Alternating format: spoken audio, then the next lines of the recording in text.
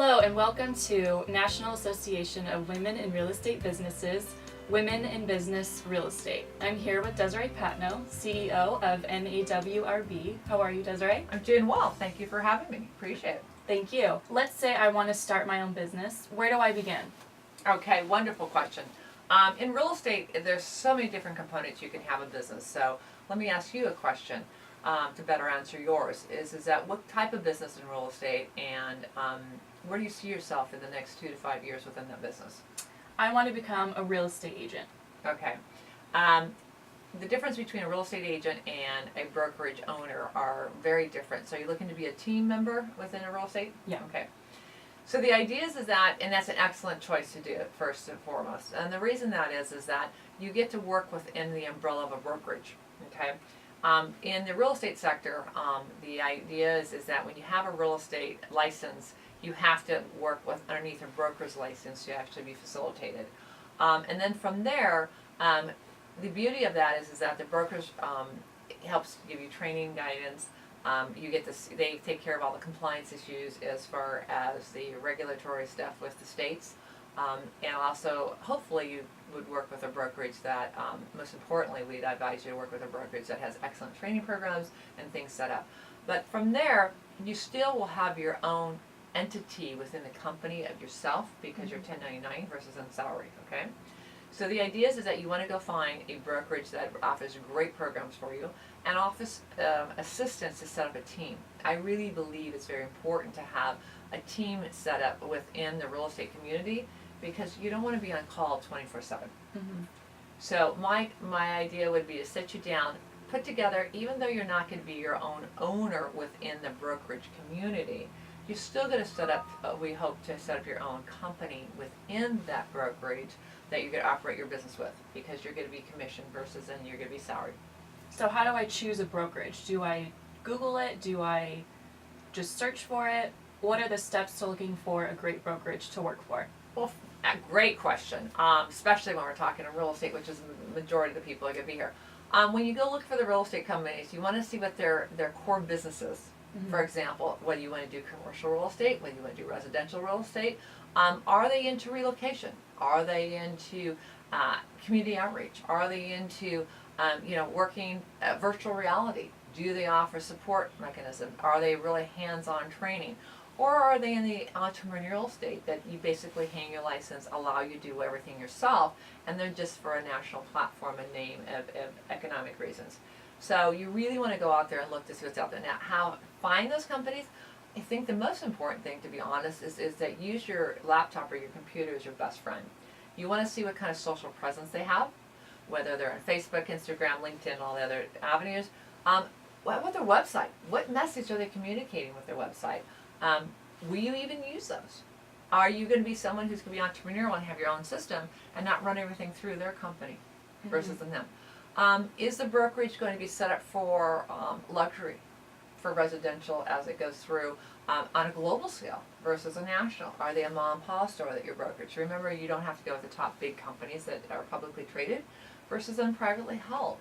And the other thing that's very interesting is that do you want to work for a brokerage that is already classified as a certain entity? So you could go work for a mom and pop store or brokerage that is actually a woman-owned business versus then a minority-owned business versus then one is the big ones like Coldwell Banker, let's say, or Century 21 or Remax.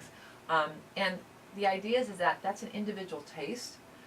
I personally believe that working for a smaller company, someone who really feels you and understands you, and also has certain classifications, has long-term effects, which are really good.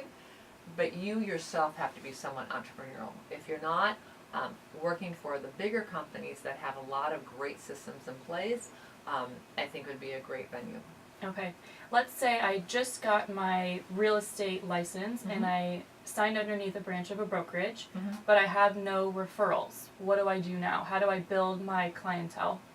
Great question. The idea is that in the real estate sector, I really believe you have a couple different avenues. Number one, you have your sphere of influence. People don't realize that most importantly, you have to go out and tell everyone you're in the business.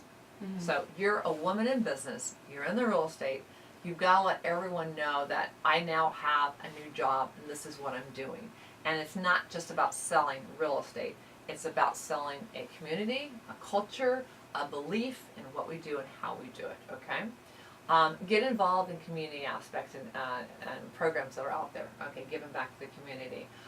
Then also, you have other different things that I would make sure that you get involved in, especially in the real estate venue right now, since everything's so heavily compliant related. I would go look to the government and see what you can do and learn the government entities or where I work for Chamber of Commerce's, for the city, what kind of government, county programs that they have set up that I can understand my business. Because to compete with other agents or industries that are within the housing continuum or real estate sector, you really need to know your value immediately and what you can bring to the table that's different. And I think that would be a great aspect to get those business referrals. And one of the things that we had in an earlier segment is that you need 6 months worth of capital reserves to start to become an agent from the previous job you had.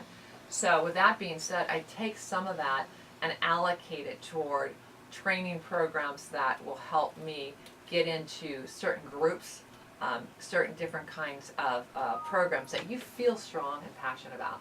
So if you're very religious, if you're very into sports programs, if you're very into networking events that have the same belief and structures you're doing, key component.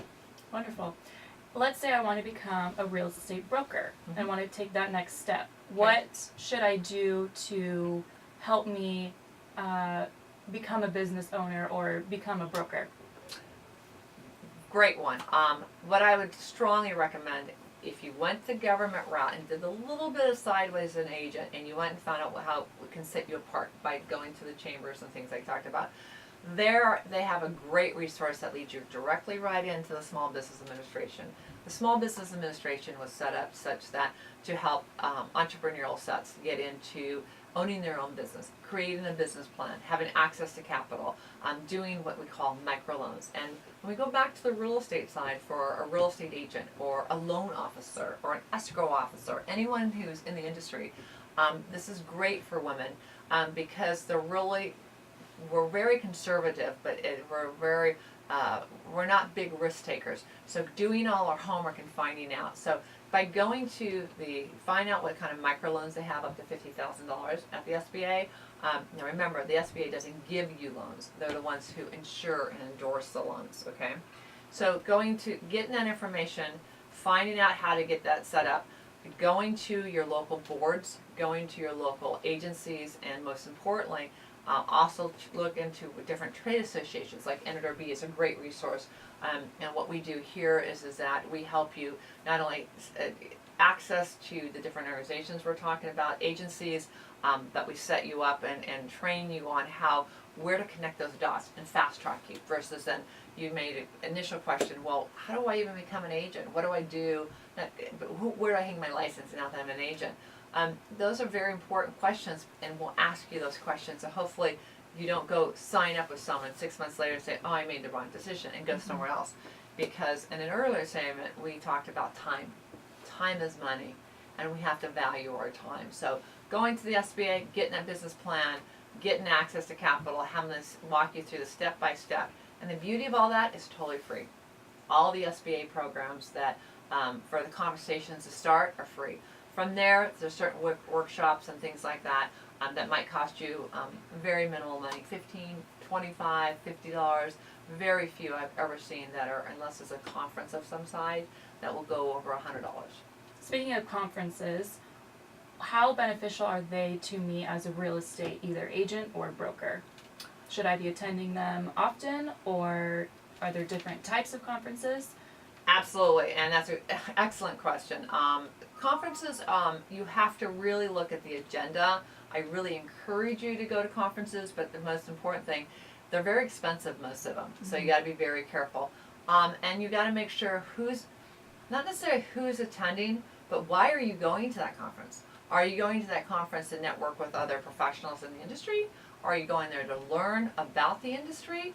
Are you going to find out what is the most pivotal thing to the change of the industry? Remember, a lot of people, the dynamics of our industry has changed so much. So you've got to be very careful. Is it going to be a social mechanism that you can go there and just have a wonderful time? Or are you going there to learn? And conferences are set up for various different reasons. So find out what the agenda is of that conference, who's going to be attending, and most importantly, is there a subject matter that's important to you, or are you going to attend the conference to meet other people? Right. And let's say I want to meet other people, but I'm horrible at networking. How can I open myself up to others? That's a very good question. There are professional networkers, trust me. As far as you networking and opening yourself to others, it's very important to find out if they have an agenda listed on there. Find out, we're talking about women in business and real estate. I really believe that collectively looking for other women's organizations, looking for women, looking for people who support women that are at the conference, and making sure you do your homework like you're going to take a test. Okay, so who's going to be there? Who's the speaker? Why would I want to go listen to the speaker? And what benefit is it going to bring back to me? Because my time of being there is expensive. In addition to what am I going to get out of it based on who do I see there and what kind of hopefully I expect to get out of it. So I'd want to make sure I get everything that's available there for women in business. What benefit I can see that are they looking for? Is that company that person's representing doing something for me in my specific industry that I have, other than as far as realtors? But in addition to, do they support in their core business structure advancing women in their business model? Right. So those realtors who are able to sell thousands and thousands of homes per year, who are very successful, what would you say are their top qualities of how they became so successful? What is their spark or their niche? Everyone's going to have something different, but the uniqueness they should have between them all is that they're very tenacious of what they do and how they do it. They're very passionate. In the heyday, I've sold over 6,000 REOs, which are the real estate foreclosures. So I created a very precise and wonderful software program to how do I manage my software? How do I manage my properties? When an asset manager or sales specialist, depending on who the client was, they're called, they would call me up, and I was able to bring up a property and say everything about that property from start to finish, whether I did it or not, because they'd have crews obviously with that kind of volume. I could tell you everything that's going on. So I set up a great system. So, and that's what your successful agents have, or successful lenders or escrow offices. They have great systems, and that's a unique thread. So whether you're doing relocation or you're doing any kind of aspect in the real estate sector, that system has to be great. Well, what is that system? That's a business model. And that business model then allows you to grow that business. So whether it's in a hierarchy of a team or the hierarchy actually business ownership, depending on the trade and the licensing, those are those components that go with it. Wonderful. Okay. So Desiree, NAWRB has an upcoming conference. Mm-hmm. Is there anything we should know about regarding that? Absolutely. And thank you for asking. NAWRB is going to have their annual conference here in Orange County, California. It's going to be August 30th through 31st. And the beauty of that is that we're going to be talking about exactly the subject matter here for women in business, small businesses, large businesses, and what's been happening to our industry here in real estate. And by having the diversity of having the government, the public, the private, how the impact of the changes are going, and we're very united in how we're developing our systems that are only unique to us compared to the industry, and how we're moving the needle and being proactive versus reactive. And so we'd love to have everyone come. You do not have to be a woman to come to our event. And then also we're going to be, we have several women in housing, women home ownership events that are happening around the United States. So if you're interested in having us host an event for women's home ownership, which affects women's poverty, which is obviously a direct relationship of getting to women in business, please give us a call. We'd be thrilled and honored to work out some details and let you know about where they're being hosted and adding you to the list. Wonderful, thank you.